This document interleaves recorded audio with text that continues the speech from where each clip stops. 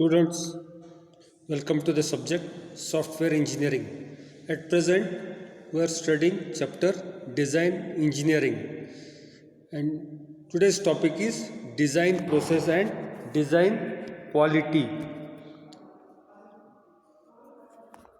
Point number 1. Software design is an iterative process through which requirements are translated into a blueprint for constructing the software. Students, you very well know in software development, after the analysis phase, there is a design phase.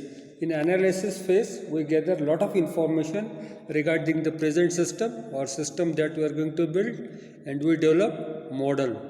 So software design is always an iterative process in which the requirements that we have gathered during analysis phase are translated into a plan or blueprint through which we can construct a software. Point number 2. The blueprint depicts holistic view of software.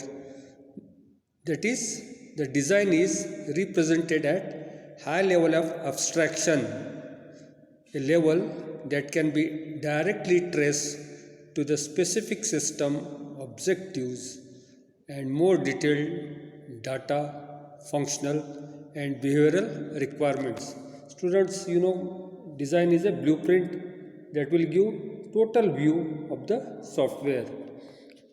Okay, it is at the highest level of abstraction that will accommodate system objective, okay, which constitutes of detailed data, functional and behavioral requirement. Point number 3. As design iteration occurs, subsequent refinement leads to design representation at much lower levels of abstraction. Students, after the holistic view, you go in for the details where you get the much lower level of abstraction. Point number 4. Throughout the design process, the quality of evolving design is assessed with a series of technical reviews. So as you start design process, whatever software you are developing, it is accessed. There is an assessment through various technical reviews that goes on. Now we will study characteristics of good design. The 3 characteristics that serve as a guide for the evaluation of good design are: 1. The design must implement all of the explicit requirements contained in the analysis model, and it must accommodate all of the implicit requirements desired by the customer. Students, you know, in the analysis phase, we develop a model which clearly tells about the requirements. So the design must implement the requirements explicitly written in the analysis model, as well the expected requirements from the customer.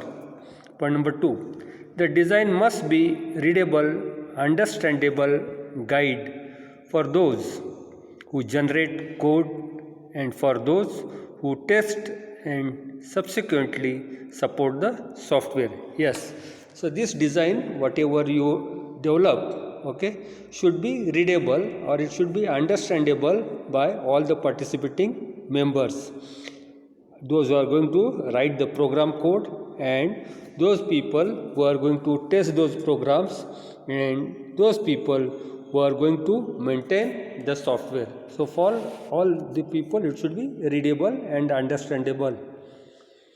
Point number 3. The design should provide a complete picture of software addressing the data, functional and behavioral domains from the implementation perspective.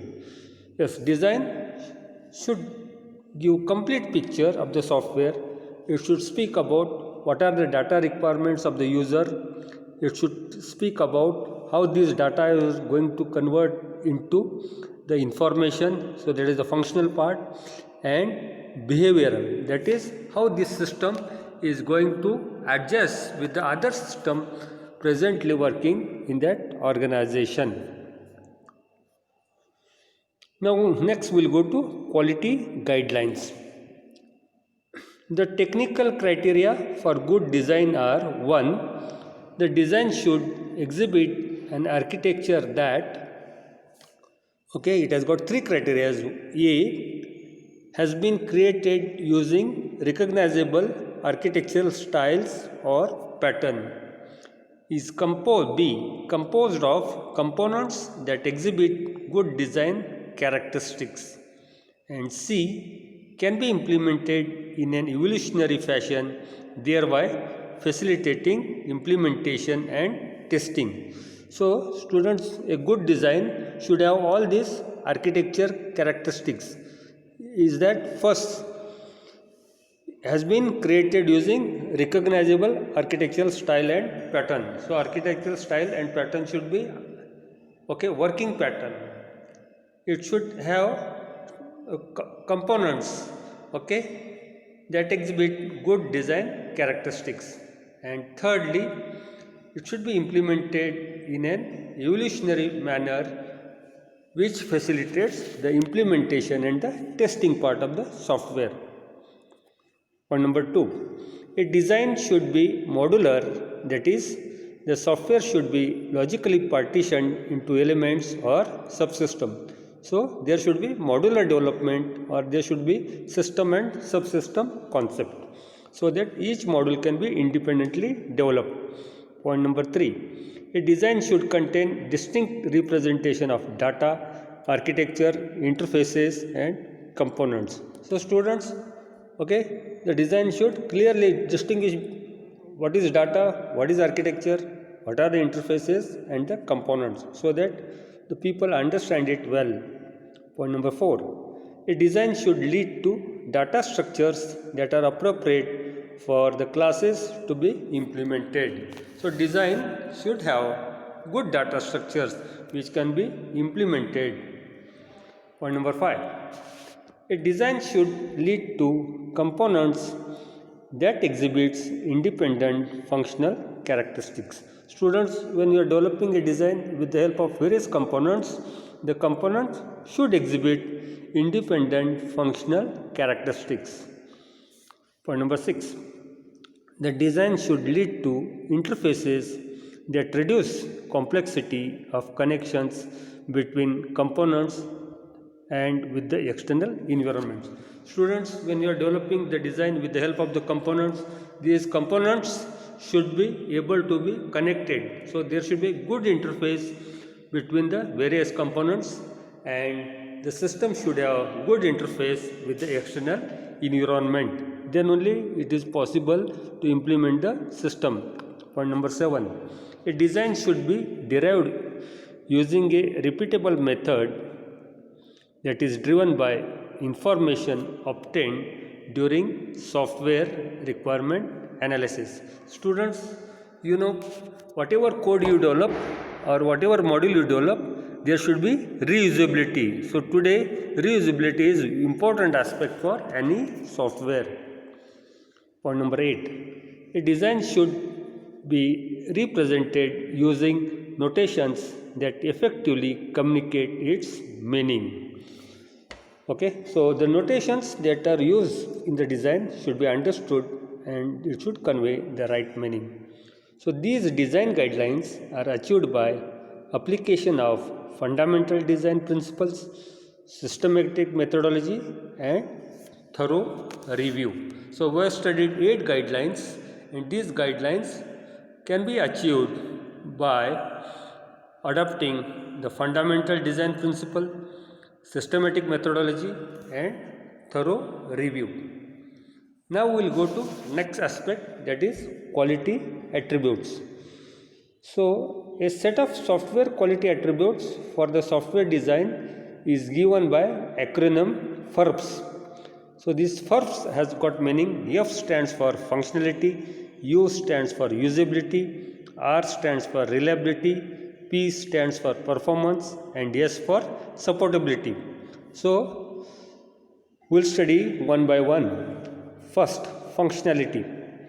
Functionality is assessed by evaluating the feature set and capabilities of the program, the generality of the functions that are delivered, and security of the overall system. Students, functional is important quality attribute and it can be assessed by evaluating the feature set it provides, the software provides, and the capabilities of the program. Also, the functions that you write should be general in nature and the security of overall system should be ensured. Next quality attribute is usability. Usability is assessed by considering human factors, overall aesthetics, consistency, and documentation. Students, any software will be usable if you consider the human factor, the end users aspect of you, and the documentation should be very, very clear so that everyone understands how to use the software. Point number 3, reliability. Reliability is evaluated by measuring the frequency and severity of failure, the accuracy of output result, the mean time to failure, the ability to recover from failure, and predictability of the program. Students, for any software, reliability is important. A system is supposed to be reliable if there are less failures, and the recovery is, if there is any failure, the recovery should be very fast. So reliability is important. Point number 4, performance. Performance is measured by processing speed, response time, resource consumption, throughput, and efficiency. Students, you very well know software should have good performance and it can be measured by processing speed, how fast is the processing, response time, whether the response time is very small, resource consumption, that is it should consume less resources, that is memory, processor time, IO devices, all this, throughput, and efficiency. So these are criteria that will help us to measure performance. You know the terms of all these. 5th, supportability. It combines the ability to extend the program, adaptability, serviceability. So students, supportability is that how long this software is going to help the end users or the company, the ease with which a system can be installed and problems can be localized. So students, there are 5 quality attributes. One is functionality, second is reliability, third is performance, and 5th is supportability. So today we have studied second topic in the design engineering. You please write this in your notebook and study this. Thank you.